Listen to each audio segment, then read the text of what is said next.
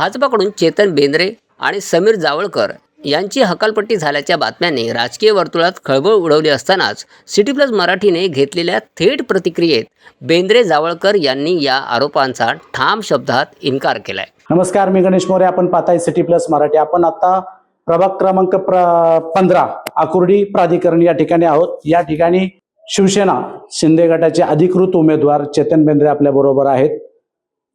बेंद्रे साहेब, काय सांगाल?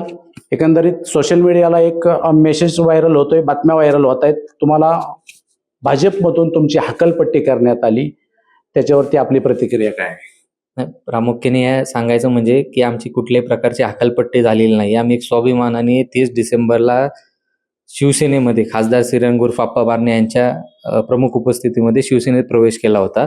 आणि काल 8 जानेवारीला जवळपास 8 दिवसानंतर भारतीय जनता पक्षाला असं काय गोष्टी घडल्या की त्यांना 8 तारखेला ह्या सर्व बातम्यांची पेरणी करावी लागली.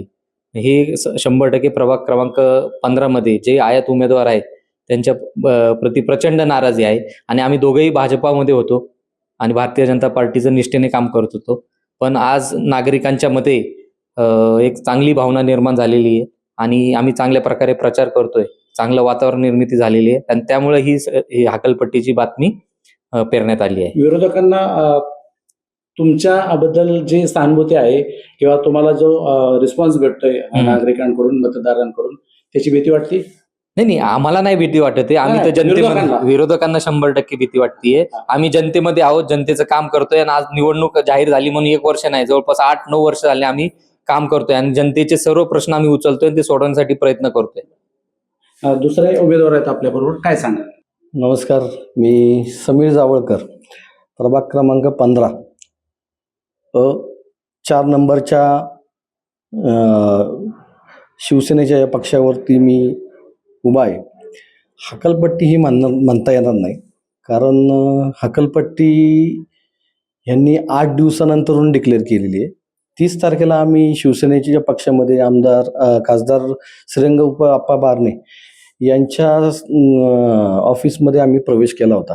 ती आम्हाला त्यांनी पक्षामध्ये जाहीर प्रवेश करून आम्हाला शिवसेना एकनाथ शिंदे या पक्षाचं आम्हाला तिकीट देखील दिलं होतं. सांगायचा एक मुद्दा आहे की 30 तारखेनंतरून 8 दिवसानंतरून यांना कशी काय उपरती आली? आम्हाला 30 तारखेला आम्ही शिवसेनेमध्ये प्रवेश केला, साहजिक त्यांनी 1 तारखेला त्यांनी डिक्लेअर करायला पाहिजे होतं ना हकालपट्टीचं. 8 दिवसानंतरून असं काय यांना झालं की त्यांना 8 दिवसानंतरून आमची हकालपट्टी करायला लागली? हकालपट्टी वगैरे काय नाहीये, हे लोकांना दाखवण्याच्यासाठी आणि एक स्टंट आहे यांचा. तो काय स्टंट चालणार नाही, पहिली गोष्ट. कारण ह्यांच्या पायाखालची वाळू सरकलेली आता. कारण जे आता दोन्ही उमेदवार जे आता त्यांच्या पक्षातून भाजपमध्ये आयात झालेले आहेत, त्या आयात उमेदवारांच्या विरोधात प्रचंड अशी नाराजी प्रभाग 15 मध्ये आहे. ही नाराजी एवढ्या प्रमाणात आहे की अक्षरशः लोक म्हणतात आहेत, आम्हाला माहिती आहे तुमच्यावरती अन्याय झालेला आहे आणि हा अन्याय झालेला आहे, तर आम्ही तुम्हाला न्याय देण्याचं काम करणार आमच्या वोटिंगच्या स्वरूपात. सगळी प्रभाग क्रमांक 15 मधली सगळी मायबाप जनता ही समीर जावळकर आणि चेतन बेंद्रे यांच्या पाठीशी ठामपणे आहे.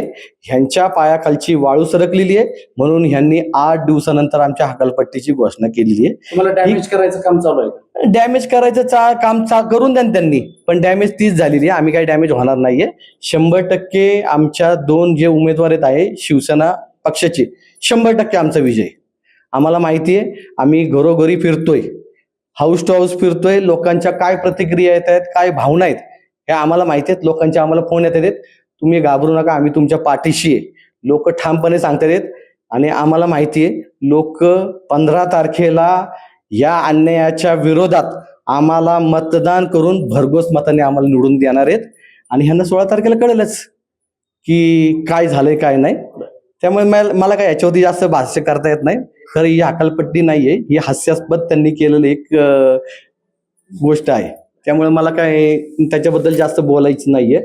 आणि विशेष म्हणजे 50 जण दुसऱ्या पक्षात गेली तो बीजेपीच्या. मग समीर जावळकर आणि चेतन बेंद्रेंचीच कशी हकालपट्टी झाली? स्टँडिंग अध्यक्ष आहे, मोठमोठे नगरसेवक, माजी नगरसेवक आहे, जे महापौर सारखे उपमहापौरची पदं भोगलेली काही कॅन्डिडेट आहे. मग एवढ्या अख्ख्या पिंपरी चिंचवडमध्ये आमच्या दोघांची हकालपट्टी झाली आहे असं ते म्हणतात येत. दोघांची हकालपट्टी करायची वेळ तुमच्यावर का आली याचा अर्थ क्लिअर आहे की तुम्ही घाबरलेले आहेत. हे उमेदवार जे आयात झालेले आहेत आणि त्यांचे नेते देखील घाबरलेले आहेत, हे 100% आहे. शिंदे साहेबांची आज शहरात सभा होती आणि शिवसेनेला चांगलं पोषक वातावरण आहे. शिंदे साहेबांच्या सभेमुळे काय फरक पडेल? नाही, शिंदे साहेबांचं आपल्या सर्वांना माहिती आहे की लाडकी बहीण योजना असेल किंवा इतर ज्या योजना आहेत, मागच्या टर्ममध्ये शिंदे साहेबांच्या नेतृत्वामध्ये महाराष्ट्रामध्ये यशस्वीरित्या त्यांची अंमलबजावणी झाली होती. शहराच्या बाबतीत सांगायचं म्हटलं तर आज मुकाई चौक किवळे या ठिकाणी त्यांची सभा होतीये. शिवसेनेचे जे काही अधिकृत उमेदवार आहे, जे शिवसेनेने जाहीर केलेले, त्यांच्या समर्थनात ही सर्व सभा मुकाई चौका येथे पार पडते आणि त्याचा 100% फायदा सर्व उमेदवारांनाच नाही, आपल्या शहरातील सर्व जनतेला, महानगरपालिकेच्या हद्दीतील ज्या जनतेला 100% होणार आहे. प्रभागातल्या नागरिकांना काय आवाहन कराल? प्राधिकरण आकुर्डीच्या सर्व नागरिकांना माझं असं आव्हान राहील की मी असेल, समीर जे असेल, मागच्या अनेक वर्षांपासून आपल्या सोबत आहे, आपल्या सुखादुःखात आहे. आपली सर्व समस्या आम्ही सर्व सोडवण्याचा प्रयत्न करतोय, काही देखील सोडवल्या देखील आहे. आपल्याला ह्या आपल्या चॅनलच्या माध्यमातून मी सर्व नागरिकांना हे आवाहन करतो की येणाऱ्या 15 तारखेला 100% मी उमेदवार आहे, तर आम्ही तर म्हणणार धनुष्यबाणचं बटन आपण दाबावं, पण त्याच्या पलीकडे जाऊन एका नव्या युवकांना, काम करणाऱ्या लोकांना आपण संधी दिली पाहिजे, जे खऱ्या अर्थाने ज्यांची राजकीय इच्छाशक्ती आहे काहीतरी प्रभागामध्ये बदल घडवण्याची, अशा उमेदवारांना आपण 100% सहकार्य करावं. सिटी प्लस मराठीसाठी गणेश मोरे, आकुर्डी, पिंपरी चिंचवड.